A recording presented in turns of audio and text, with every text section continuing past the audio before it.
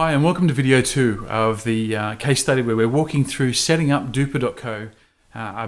Basically it's a real-time case study where we're setting up a business as we go with a focus on what are the key components of our marketing strategy as we roll it out and we provide to our consulting services at the Evermeria partnership. So Duper.co at a high-level business plan. Now this particular video is only going to focus on the high-level business, so to give a feel of where we're going with the business. In the next video, we'll go through the high-level marketing plan. So what Duper is all about is that it's going to be an online business focused on selling incense and related products, but with a mission.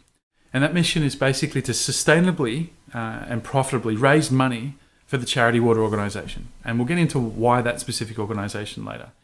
But key thing is we want to be funding water projects in the Southeast Asia area.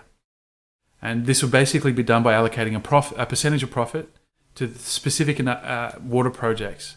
And at times, as we build momentum, I would imagine we'll be doing it as generic donations towards a specific project, but with a view to actually sponsoring specific projects that we can proudly say that that exists because Duper funded it. The marketing, the geographic marketing component is predominantly Australia. We will be servicing and supporting international clientele.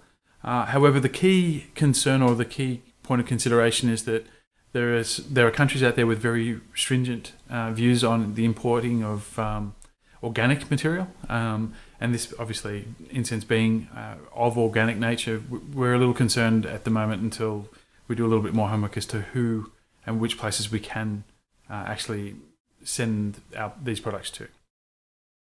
It will be part of the establishment is to communicate our audience in terms of if you're offshore or international, it's a key consideration. So being an incense supplier, obviously we're going to sell various forms of incense. So the emphasis here is premium. We want to be selling premium, high quality product.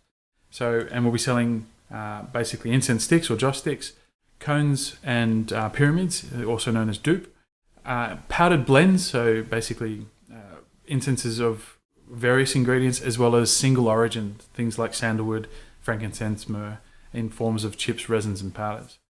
Now these are basically have different purposes, of course, and obviously catering for a market looking for different things. The accessories include, and when we say related accessories, charcoal for instance, which is required to burn non-combustible incense, things like the powders and single origins rather. The burners that will hold the charcoal to safely burn the incense, and holders for things like cones and sticks to catch, basically to hold it in a heat protective container, but also catch the ash as it drops. So from a competition point of view, we've undergone quite a deep competition dive in terms of both doing the keyword analysis, so we understand the keywords that we're focusing on and wish to test as part of establishing the business. We've then been able to identify our SEO competition and done some data analysis. And we'll also review the top competition websites, looking at things like content, their on-page SEO factors, what they're offering, how they're offering it, their site design, ease of use, who they're using as a merchant, to that level of detail. So here are some of the examples of the type of sites. Now these are the top competition sites in Australia. One, there's another, and I've got a third. And the intention there is just to cite some of the examples and the SEO competition data itself. Now it's blurred because we don't want to be just passing out all our key information as it's a real business with a business intent. International competition, these are the sites that came up in terms of the top competition as incense retailers. Of course there were other sites there such as Wikipedia and some information sites. However, from a business point of view, they were the top 3 incense sites from a retailer using the keyword incense. And we've also got the SEO competition matrix for the top 10 internationals. The suppliers was a bit of a journey. Initially, we were going to look at a dropship model. Essentially, if you're not sure what a dropship model is, a dropshipper is essentially a wholesaler that takes care of the stock management for you and basically all the shipping logistics. So what you're basically acting as an affiliate to their business. You look after the front end, the retail experience and capturing the sale.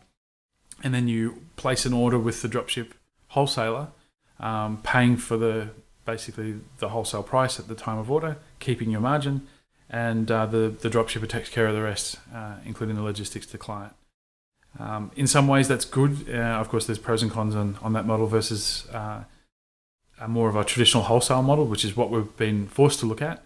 Essentially, the reason for that is that the dropship businesses didn't offer the quality of the product that we were looking for. So in order to make a decision as to whether we were still to proceed, we looked at the traditional wholesale method, and so we're going to give that a crack. So that means we'll be holding our own stock and looking after the logistics in-house. So that's pretty much at a high level of what we've gone through. We've gone through SWOT analysis and all that type of thing, but I don't necessarily think that's adding any value for the purposes of these videos. What we'll do next is we'll go a little deeper in terms of the high-level marketing plan, and we'll cover off how we've gone and identified what tools we've used, the types of things that we use with clients from the Evermiri partnership point of view. So until next time, take care. Thank you very much for watching.